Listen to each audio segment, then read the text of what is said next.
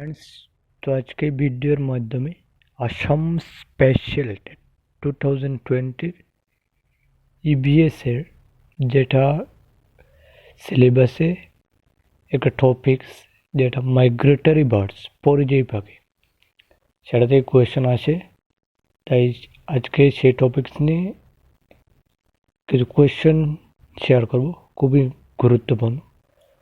तो दया करे भिडियोटी देखबेन एबं लाइक करबेन चैनलटी सबस्क्राइब करबेन यदि आपनि नतुन हन चैनेले ताहले चैनलटी सबस्क्राइब करबेन जाते नेक्स्ट भिडियोटा आपनि ताड़ाताड़ी पेये जान।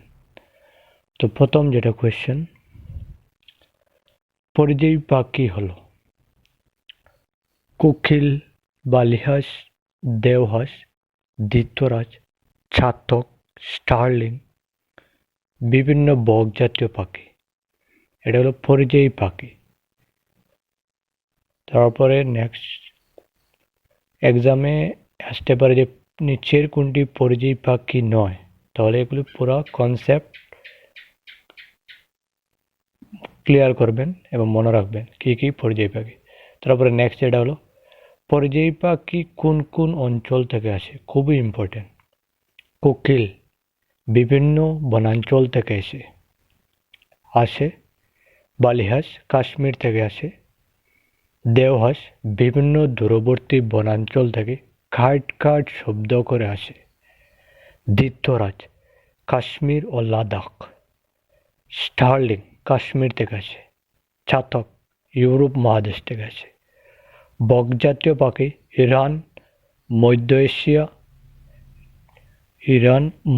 এশিয়া, উত্তর আফ্রিকা ও সাইবেরিয়া।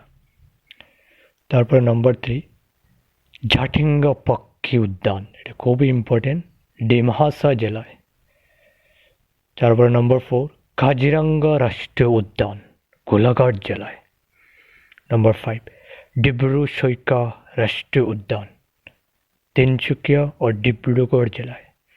নম্বর 6 দীপরবিল পাখি উদ্যান, কামরূপ মহানগর। নম্বর 7 বরদৈবম বিলমুখ পাখি উদ্যান, লখিমপুর জেলায়। 8 পবিতরা অভয়ারণ্য, মরিগাঁও জেলায়। 9 সোনাই রূপা অভয়ারণ্য, শোণিতপুর জেলায়। তারপরে নম্বর 10 শীতকালে অসমে আসা কিছু পরিযায়ী পাখি। এক প্রকার বনহাঁস, বন্য রাজহংস, ব্রাহ্মণী হাঁস, দীর্ঘ লেজ বিশিষ্ট হাঁস। তো এইগুলি ছিল কিছু গুরুত্বপূর্ণ কোয়েশ্চেন। দয়া করে ভিডিওটি পুরো দেখবেন এবং স্কিপ করবেন না এবং চ্যানেল লাইক করবেন দয়া করে, এবং চ্যানেলটি যদি নতুন হন তাহলে সাবস্ক্রাইব করবেন। Thank you study tips channel.